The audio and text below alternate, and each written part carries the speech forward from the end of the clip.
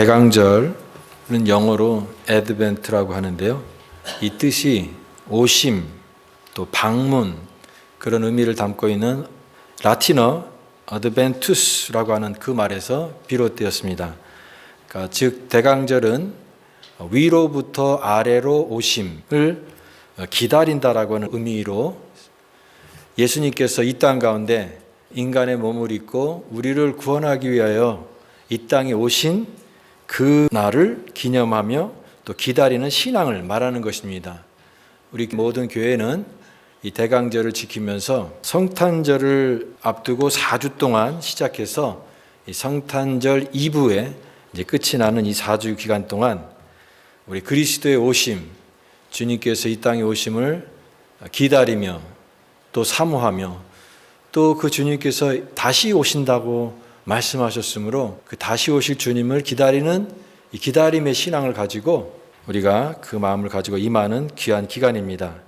흔히 성탄절이 있는 이 12월 달은 한 해의 그 마무리이기도 합니다. 우리 장로님이 기도하셨던 것처럼 벌써 한 해가 다 지났죠. 이제 12월 달 한 달밖에 남지 않았습니다. 참 세월이 빠른 것 같고요. 이 12월 달에는 이제 보통 사람들이 이제 한 해를 이제 정리하면서 한 해를 결산하면서 또 돌아보는 그런 시기가 12월 달이기도 합니다. 세상은 연말 분위기로 조금 들떠 있기도 하고 또 사람들이 많은 모임 또 선물을 산다거나 여러 가지 활동으로 바쁘지만 우리 그리스도인들은 그 속에서 이 세상의 어떤 분위기에 취해 있는 것이 아니라 좀 더 차분하게 좀 더 경건하게 그 한 해를 보낼 필요가 있다 생각이 됩니다. 그래서 내면적인 부분에 집중하는 그 기간이기도 한데요. 그런데 우리 신앙이 차분함, 조용함의 요소가 분명히 있지만 우리 신앙의 한 부분의 모습이다 생각이 됩니다. 저는 그래서 신앙이 좀 이 12월 달을 통해서 차분함도 있지만 그 안에 그 생명력 있는 또 활력이 있는 그런 12월 한 달을 보내기를 원합니다. 신앙이 불이라고 한다면 그 불이 꺼질 듯 말 듯한 그런 불이 되어서는 안 된다 생각이 됩니다. 불이 있는데 여러분 그 불이 희미한 불이 있잖아요. 꺼질 듯 말 듯. 이게 불이 있는지 없는지 거의 꺼져가는 그런 희미한 불. 그런 불이 있으면 그런 불은 항상 불안하기도 하죠. 우리 신앙의 불은 그런 불이 되어서는 안 됩니다. 성경 말씀에도 내가 이같이 미지근하여 덥지도 아니하고 차지도 아니하면 내 입에서 너를 토하여 내리라 라고 하시는 그 계시록의 주님의 엄한 말씀을 항상 기억하면서 우리 신앙의 그 내면의 불꽃이 타들어가거나 시들어가거나 꺼져가는 그런 신앙이 아니라 차분하지만 그 안에 활활 타오르는 그 내면의 불꽃을 우리가 유지하는 그런 신앙이 되어야 된다. 심령의 부흥을 구하고 그래서 이 12월 한 달간 더욱더 영적으로 성장하고 또 새롭게 은혜를 받아서 우리 신앙이 더 성장하고 더 새로워지는 이 12월 한 달이 다 될 수 있기를 간절히 바랍니다. 그런 신앙의 부흥을 구하는 거죠. 느헤미야 8장은 영적 부흥을 보여주고 있는 가장 귀한 말씀입니다. 성경의 여러 부분 속에 영적 부흥이 일어났던 그런 시기가 있는데요. 그 중에서도 느헤미야 8장에 나와 있는 이 장이야말로 우리의 신앙이 하나님 앞에서 새롭게 이 변화를 추구하고 부흥이 심령의 부흥이 일어나는 것을 가장 잘 보여주고 있는 장이 아닐까 생각이 됩니다. 여기에 보게 되면 말씀을 깊이 깨닫는 요소도 있고요. 그 다음에 말씀을 깨달을 때 나오는 회개, 참된 회개의 요소도 있고 또 그 은혜를 받은 사람들이 함께 다 하나님의 은혜 가운데 기뻐하는 그 기쁨의 요소까지 다 골고루 담겨 있는 정말 이 영적 부흥의 교과서와 같은 그런 모습을 보여주고 있는 느헤미야 8장 말씀이다라고 하는 것입니다. 느헤미야는 이제 우리가 이스라엘의 역사 속에 포로 귀환이 3차까지 있었는데요. 그 3차 포로 귀환을 인도했던 지도자가 느헤미야였습니다. 이제 포로 귀환을 해서 이스라엘 백성들이 왔지만 여전히 그들은 힘이 없었고 주변 이방인들에게 많은 수모를 당하는 그런 환경 속에 있었습니다. 이때에 하나님께서 이스라엘을 향한 어떤 계획과 또 하나님의 인도하심에 대한 통찰력을 갖고 있었던 이 느헤미야라고 하는 사람이, 이 느헤미야는 장점이 뭐냐면 탁월한 행정가입니다. 행정가. 이 모든 것을 조직하고 행정적으로 아주 굉장히 뛰어난 이 느헤미야가 하나님의 계획하심을 깨닫고 이스라엘 백성들을 3차 귀환을 인도하면서 그들을 향해서 이제 다시 한번 새롭게 하나님의 놀라운 일들을 행하는데요. 특별히 성벽이 무너졌습니다. 이스라엘 성벽이 무너졌는데 그 무너진 성벽을 재건하는 그 운동을 펼쳐서 그 하나님의 놀라운 역사로 이스라엘 성벽의 재건을 완성하게 되는 것이죠. 이제 모든 게 새롭게 새 출발하는 이 시점에 있어서 이제 느헤미야가 계획했던 것은 성벽만 재건되는 것이 아니라 우리 내면적인 그 이스라엘 백성들의 신앙이 새로워져야 되겠다라고 하는 그런 결심을 하게 되어서 이제 하나님의 말씀을 통한 회개와 부흥의 운동, 심령 부흥의 운동을 일으키게 된 것이죠. 그래서 학사 에스라, 그 다음에 행정가 느헤미야, 이 두 사람의 지도자를 통해서 하나님께서 이 느헤미야 8장에 나와 있는 놀라운 회개와 말씀의 회복과 부흥의 운동, 이 부흥의 운동을 가지게 된 것이에요.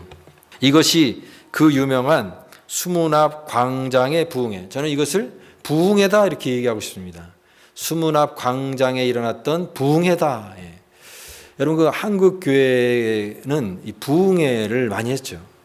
우리나라 교회 역사가 이 성장하는 데 있어서 부흥회가 주는 큰 영향력이 있습니다. 1970년대, 80년대 많은 성도들이 교회 안에서 또 함께 모여서 부흥회를 통해서, 부흥회라는 것이 무엇입니까? 성도들의 신앙을 다시 한번 새롭게 진작시키는 그런 운동이었던 거죠. 기도하고 하나님의 말씀을 통해서 부흥했을 때 성도들의 신앙이 뜨겁게 타올랐던, 그것이 한국교회 성장의 원동력이 될 수 있었다 생각이 됩니다. 물론 이제 시대가 바뀌어서 1980년대 이후로는 부흥회가 지금도 있지만 부흥회보다는 이제 말씀 중심의 어떤 사경회 정도 그런 쪽으로 모든 게 좀 바뀌긴 했지만, 어쨌든 한국교회의 성장에 있어서는 이 부흥회가 큰 역할을 한 것이 분명하다고 믿습니다. 사람들이 함께 모여서 함께 마음이 뜨겁게 하나가 되었고 하나님의 말씀을 깨달을 때 나오는 회개와 또 그 회개를 통하여서 하나님 주시는 그런 새로운 은혜를 경험하면서 우리 심령이 새로워지는 그런 놀라운 은혜를 경험하고, 그 모든 에너지들이 교회를 세우고 교회를 새롭게 하고 성도들이 신앙을 더 성장하게 하는 그런 큰 역사가 되었던 거죠. 오늘 여기 느헤미야 8장에도 보면 백성들이 다 같이 모였습니다. 그리고 하나님의 말씀을 듣기 시작했습니다. 하나님의 말씀이 강력하게 선포되기 시작했던 거예요. 주의 백성들이 함께 모여서 그 말씀을 귀 기울이는데 참 놀라운 일들이 일어난 거죠. 그 말씀을 듣던 백성들이 다 울기 시작했던 겁니다. 눈물을 흘린, 왜 눈물이 났을까요? 하나님의 말씀을 깨달으니까 자신의 그 죄와 또 자신들의 어떤 그 삶에 대해서 돌이켜보면서 하나님 앞에 회개하는 그런 역사가 일어나는, 놀라운 역사가 일어났던 것이 진실한 회개, 그 마음을 움직이고 변화하는 큰 역사가 일어났는데, 이러한 놀라운 일들은 너무나 감격스럽고 은혜되는 모습이 아닐 수가 없습니다. 그래서 느헤미야가 우는 백성들에게 오늘은 성일이니 근심하지 말라. 그 다음에 중요한 말씀하는데 여호와를 기뻐하는 것이 너희의 힘이다. 여호와를 인하여 기뻐하는 것이 너희의 힘이니라. 하나님을 기뻐하는 것이 우리의 힘이고 그 하나님을 찬양하는 것이 우리의 삶의 능력의 원천이 된다라고 하는 이 말씀으로 백성들을 위로하는 이 느헤미야, 이 모습을 보게 됩니다. 저는 이 느헤미야 8장의 그 장면을 마음속에 생각하면서 우리가 이 대강절을 맞이하면서 이 12월 달을 어떻게 보내야 될까 고민하게 되었습니다. 물론 우리 12월 달은 대강절 또 성탄절 차분하게 또 조용하게 이렇게 보낼 수도 있겠지만, 그러나 오늘 이 수문 앞 광장의 부흥회처럼 주님의 오심을 기다리는 이 대강절의 그 의미 안에서 우리 심령 안에도 이와 같은 부흥의 역사가 일어났으면 좋겠다, 이런 생각을 했습니다. 우리 심령이 다시 한번 새롭게 하나님의 은혜 가운데 이렇게 일어나길 원해요. 조용하고 차분하게만 하면 자꾸만 식어지잖아요. 우리 믿음이 식어지는 그런 믿음이 되어서는 안 된다 생각이 됩니다. 우리의 내면의 신앙의 불꽃은요, 조용하지만 은근히 타오르는 불꽃처럼 우리 심령의 주님을 향한 믿음과 소망으로 새로운 부흥의 불길이 계속해서 타오르는 우리 심령이 되어야 된다라고 믿습니다. 그래서 대강절 기간 동안에 우리가 묵상하게 되는데, 여러분, 우리 그동안에 우리의 신앙을 올 한 해를 돌이켜보면서 신앙의 눈물이 마르지 않았는지 돌아보는 시간을 갖기 원합니다. 신앙은 눈물이 있어야 된다고 하는데, 습기가 있어야 된다고 하는데, 은혜의 습기가 있어야 되는데, 우리가 어느 순간에 신앙생활하면서 점점점 메마른 사람이 되진 않았는지, 부드러운 심령 가운데 하나님의 단비가 내리듯 하나님께서 우리 마음을 만져주셔서 회개의 눈물, 또 그 눈물을 회복하는 그런 기간이 되었으면 참 좋겠다 생각이 됩니다. 또 말씀 앞에서 굳어있는 우리 자신을 가시는 모습이 아닌지 한번 돌이켜보게 됩니다. 하나님께서 말씀을 우리에게 주셨을 때 그 말씀을 받아들이는 마음의 밭이 참 중요하다고 했죠. 그러나 우리 마음밭이 어느덧 이렇게 부드러운 밭이 아니라 딱딱한 밭이 되었다고 한다면 하나님의 말씀의 씨앗이 열매를 맺지 못하고 뿌리를 내리지 못하고 그저 땅에서 타들어가고 열매를 맺지 못하는 그런 씨앗이 되고 있지는 않은지, 하나님께서 내 마음의 밭을 부드러운 심령을 주셔서 어떤 씨앗이 떨어진다 할지라도 그것을 받아들일 수 있는 부드러운 마음밭이 될 수 있도록 하나님 내 마음을 만져주세요. 내 굳은 땅과 같은 마음이 하나님 앞에 옥토와 같은 땅으로 변하게 해주세요. 우리가 그렇게 기도해야 될 줄 믿습니다. 자신의 모습을 돌이켜보고 그 깨달음으로 마음이 열려서 심령이 소생케 되는 능력과 은혜를 우리가 구해야 되는 것입니다. 그래서 우리는 언제나 심령의 부흥이 필요하다. 과거에 예전에 나에게도 그런 부흥의 시절이 있었습니다. 내 마음에 그렇게 큰 은혜가 있었던 때가 있습니다. 과거는 과거인 거죠. 어제의 은혜로 오늘을 살 수는 없습니다. 오늘의 은혜가 또 필요합니다. 더 깊은 하나님의 은혜를 사모하면서 하나님, 내 마음속에 하나님의 부흥이 날마다 필요합니다. 어제도 필요했지만 하나님, 오늘도 내 심령에 하나님의 부흥의 은혜를 허락하여 주옵소서 기도하는 것이죠. 예수를 믿지만 마음이 차갑고 냉랭한 사람들이 되지 않도록 여러분 힘써야 됩니다. 복음서에도 보면 예수님을 따라다녔던 그 제자들도 예수님을 끝까지 따르겠다고 고백했지만 막상 십자가가 다가올 때는 다 도망갔습니다. 다 도망갔어요. 오늘날에도 주님을 의심하고 믿기는 믿지만 여전히 의심스러운 마음으로 조금 거리를 두고 믿는 사람들은요, 이 마음속에 항상 적당한 경계선을 두고 계산을 하고 행동을 합니다. 그래서 믿을 만한 증거가 있느냐 이렇게 얘기하는 사람들이 많아요.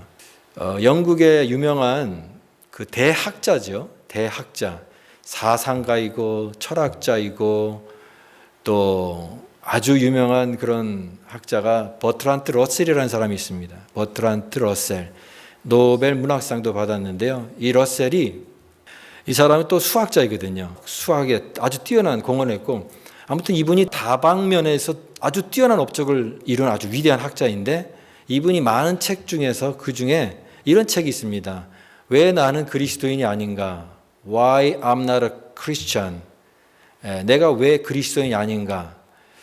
이 사람은 이제 수학자이고 모든 어떤 진리를 수학적 계산과 논리적인 그런 과정을 통해서 도출되지 않는 것은 진리로 받아들일 수 없는 그런 사람이었기 때문에 내가 예수님을 믿는데 좀 이런 것은 쉽지 않겠다. 그런 결론으로 책을 썼던 것 같아요. 그래서 책의 내용에 또 이런 내용이 있는 것 같아요. 만약에 하나님 앞에 가면은 뭐라고 얘기하겠는가 그랬더니 그분이 하나님 증거가 부족했습니다. 이렇게 얘기한다는 거예요. 증거가 부족했습니다. 내가 믿고 싶지만 그 증거가 부족했기 때문에 내가 못 믿겠다라고 하는 거예요. 오늘날 많은 사람들이 증거가 있어야 됩니다. 확실한 증거, 눈에 보이는 증거. 여러분 예수님께서 부활하셨을 때에도 그 예수님이 부활하셨는 뭐가 증거냐? 빈 무덤이 없다. 그럼 빈 무덤도 그게 증거다. 근데 그거 증거 가지고 나는 믿을 수 없다. 더 확실한 증거를 찾는 사람들은 여러 가지 또 요구를 하겠죠. 그러나 여러분 그것을 그 사람들의 어떤 그런 요구에 정확하게 응하는 확실한 그런 증거는 없습니다. 근데 여러분 가장 확실한 증거가 하나가 있습니다. 그게 뭐냐면 변화된 제자들의 모습입니다. 제자들이 그전에는 부활 전에는 다 생각들이 있었고 또 예수님께서 십자가에 막상 잡히셨을 때 제자들은 다 도망갔었거든요. 죽음이 두려워서. 그런데 그 제자들이 어느 순간에 변해가지고 예루살렘 한복판에서 예수님은 살아나셨다라고 하는 것을 외친 것이에요. 너희들이 죽인 예수를 하나님이 살리셨다. 우리가 그 부활의 증인이다. 이것을 목숨 걸고 담대하게 얘기하기 시작했습니다. 그러면 도대체 그 사이에 무슨 변화가 일어났느냐? 어떤 사람들은 이 예수님께서 부활하신 것은 그 사람들이 몇몇 제자들이 그렇게 조작을 꾸민 것 아니냐?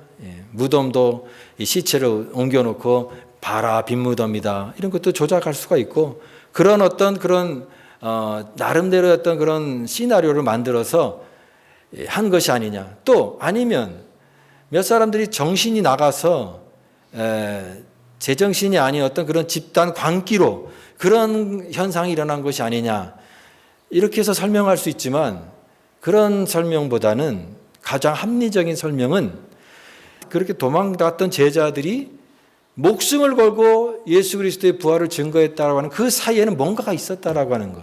바로 예수님과의 만남이나 그 어떤 굉장히 중요한 어떤 사건을 통해서 그들의 삶이 완전히 변화되었기 때문에 이런 일들이 일어날 수 있었다라고 하는 것으로 결론 내리는 것이 훨씬 더 논리적이고 합리적인 일인 거죠. 즉, 이 제자들은 그런 변화를 경험한 것이에요. 오늘 말씀으로 따지면 심령의 변화와 부흥이 일어났기 때문에 이제는 부활의 적극적인 증인으로 살게 되었다. 이와 같은 이 심령의 부흥이 그래서 중요한 것입니다. 오늘 우리도 마찬가지예요. 우리의 삶에 중요한 것은 심령의 중심에서 일어나는 변화. 그 변화가 일어날 때 우리는 참된 그리스도인으로 정말 뚜렷한 그리스도인으로 미적미적하고 또 이렇게 거리를 두고 주님을 따라가는 그런 신앙에서 한 발자국 나가서 더 적극적으로 주님을 향해서 뜨거운 믿음을 가지고 나아가는 변화받은 심령으로 살 수 있다고 믿습니다. 바로 이것이 심령의 부흥의 역사인 거죠. 그러면 이것이 어떤 부흥인가? 그 구체적으로 들어가면은 이 느헤미야 8장에 보여주고 있는 부흥은 말씀의 부흥이었습니다. 말씀의 부흥. 5절 말씀에 에스라가 모든 백성 위에 서서 그들 목전에 책을 펴니 책을 펼 때에 모든 백성이 일어나니라. 하나님의 말씀을 폈을 때 모든 백성이 그 자리에 앉아있지 않고 다 일어났다고 했습니다. 그 말씀에 대한 경외감, 그 말씀에 대한 온전한 순종, 이것을 보여주고 있는 것이죠. 여러분, 하나님을 향한 열정과 겸손의 모습을 보십시오. 항상 믿음의 사람들이 갖고 있는 태도가 뭐냐면 하나님 내가 말씀을 들어보고 내가 결정하겠습니다. 그게 아니었어요. 하나님 무엇이든지 말씀하여 주옵소서 주의 종이 듣겠나이다. 무엇이든지 말씀하여 주옵소서 내가 듣겠나이다. 하나님을 경외하는 사람들의 특징이 뭘까요? 하나님을 경외하는지 안 하는지를 알 수 있는 첫 번째 딱 하나를 들려면 하나님의 말씀을 듣는 태도입니다. 그걸 보면은 하나님을 경외하는지 안 하는지 알 수가 있는 거예요. 하나님을 경외하는 사람은요, 하나님의 말씀을 겸손하게 받아들이는 사람이에요. 그래서 그 최대의 관심사가 하나님 오늘 나에게 무슨 말씀을 하실까? 하나님 나에게 하나님의 나를 향하여 주시는 하나님의 말씀의 뜻이 무엇입니까? 하나님의 뜻을 알기를 원하는 그 마음이 간절하게 됐다라고 하는 것이죠. 그것이 바로 하나님을 경외하는 사람의 특징이다. 그런데 오늘날 많은 사람들이 하나님의 말씀보다는 하나님 들어보고 내가 판단하겠습니다. 자기의 생각이 더 먼저 있으니까 그 생각과 기준으로 비교해서 하나님 말씀이 자기 마음속에 안 들면 이 가볍게 여기는 태도를 가지고 있는, 그건 하나님을 경외하는 자가 아니라 하나님을 가볍게 여기는 그런 태도와 똑같은 것이죠. 하나님이 주시는 말씀을 겸손히 받아들이는 사람의 그 심령 가운데 하나님의 말씀이 역사하고 그 하나님의 말씀이 능력이 되고 그 하나님의 말씀이 우리의 삶이 되고 하나님의 거룩한 역사와 능력이 되는 줄 믿습니다. 하나님 말씀을 깊이 깨달을 때 그들에게 찾아온 것은 무엇이냐면 기쁨이었습니다. 기쁨. 말씀을 깨달으니까 상황은 변하지 않았지만 이 상황을 보는 새로운 해석의 틀이 열리면서 그들의 눈이 튀어지면서 이 모든 가운데 함께 하시는 하나님의 은혜 가운데 그들 마음속에 기쁨이 막 샘솟기 시작한 것입니다. 여러분, 심령의 부흥에 나타나는 현상은 기쁨인 것입니다. 사도행전 2장에도 제자들이 함께 모여서 간절히 기도할 때 성령을 받았잖아요. 그때 그 성령을 받을 때 모두가 다 함께 은혜를 받을 때 나타난 게 무엇이었습니까? 기쁨이었거든요. 함께 기뻐하고 함께 떡을 떼고 함께 성전에서 모여서 하나님을 찬미하는데 그 기쁨이 흘러넘칠 정도로 엄청 큰 능력이 되었다라고 하는 것이죠. 부흥은요, 우물물과 같아요. 우물물에 물을 기르면은 그 물이 바닥에 납니까? 그렇지 않습니다. 물을 길어내는 만큼 또 채워집니다. 차지 않으면 넘칠 수 없다. 하나님의 은혜가 채워지니까 그 은혜가 넘치는 거예요. 흘러가는 것입니다. 하나님의 부흥의 역사를 우리에게 허락하시면 우리 심령 가운데 하나님의 기쁨을 주시는데 그 기쁨이 쫄쫄쫄쫄 흐르는 그런 샘물 같은 그런 작은 물이 아니라 이 우물물과 같이 계속해서 흘러넘치는 은혜의 샘물이 되는 것입니다. 우리의 겉사람은 후패하나 우리의 속은 날로 새롭도다. 말씀을 통하여 내 영혼에 새로운 은혜와 또 이 하나님이 주시는 그 감격을 경험하는 모든 심령이 되면 하나님께서 우리 가운데 변화와 성숙을 주시고 더 큰 기쁨과 은혜를 부어주시는 것입니다. 오늘 우리에게 이런 기쁨이 있기를 바랍니다. 예배를 통하여 또 특별히 대강절 기간을 통하여 하나님 내가 잃어버린 그 기쁨, 내 이 우물물이 말랐다고 한다면 하나님 이 깊은 곳에서부터 흘러나오는 하나님의 기쁨이 우리 가정 가운데, 우리 교회 가운데, 내 메마른 심령 가운데 흘러넘치게 하여 주옵소서.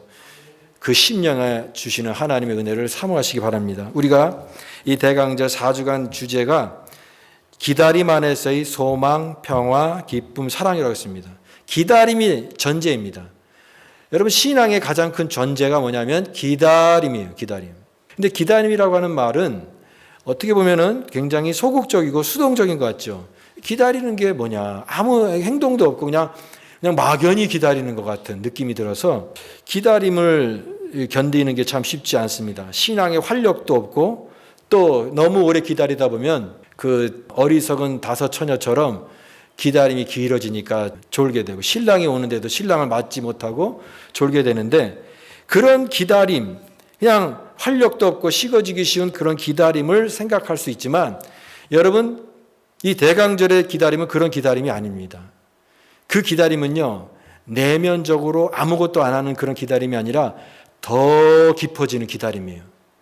더 오심을 사모하는 가운데 그 기다림 속에 더 활력과 우리의 소망을 더 굳건히 세우는 그런 기다림이 되어야 되는 것입니다. 대강절과 성탄절에 주님을 만난 사람들이 많아요. 그래서 주님을 그때 만났다는 거예요. 자기가 성탄절에. 또 대강절 기간을 통하여 내가 하나님을 정말 만났습니다. 근데 그런 사람들에게는요, 이 성탄절을 뭐라고 하냐면 선물과 같다고 얘기해요. 선물. 크리스마스의 선물. 하나님이 나에게 선물처럼 다가오셔서 내 마음을 만지시고 우리 가정을 새롭게 하시고 내 인생이 정말 새롭게 되었습니다. 하나님의 선물. 나는 이 12월 달에 정말 하나님의 은혜를 경험했습니다. 그렇게 고백하는 사람들이 많아요. 오늘 우리도 이와 같은 은혜와 심령의 부흥을 경험하는 이 12월 달, 여러분 하나님의 선물과 같은 그런 12월 달에 주님의 큰 은혜를 받는 우리 모든 믿음의 성도들 다 되시기 바랍니다. 오늘 우리 삶에 슬픔도 있고요, 두려움도 있고 여전히 어려운 일들이 많아요. 그러나 여러분, 우리가 기다린다라고 하는 것은 내가 갖고 있는 이 상황의 모든 어려움과 이 슬픔과 또 여러 가지 그런 암담한 것들을 다 뒤엎을 수 있을 만한 더 큰 은혜를 기다리는 그 기다림의 의미가 있는 것입니다. 오늘 하나님은 우리를 향한 그런 놀라운 계획과 은혜를 가지고 계세요. 그 은혜가 지금 우리를 향하여서 오고 있는 거예요. 다가오고 있는 것입니다. 저벅저벅 다가와서 우리 앞에 지금 도래하고 있습니다. 오늘 우리는 그런 마음을 가지고 하나님의 은혜를 바라보면서 나아가는 것입니다. 기다리는 것입니다. 슬픔과 고통을 덮고도 남을 만한 하나님의 은혜를 맞이하기 위하여 우리는 하루하루 기다리면서 은혜 가운데 나아가는 것입니다. 그러므로 여러분, 이 기다림 속에 우리의 신앙이 오늘 말씀처럼 활력을 얻고 또 말씀을 깨달음으로 우리 심령의 변화와 성숙을 통해서 우리 심령의 영적 부흥, 리바이벌, 영적 부흥을 경험하는 이 12월 달로 하나님 앞에 조용하지만 은근히 타오르는 내면의 불꽃을 계속해서 태워가는 우리 거룩한 믿음의 성도들, 또 우리 교회와 또 우리 모든 믿음의 식구들의 삶이 될 수 있기를 주님의 이름으로 간절히 축복합니다.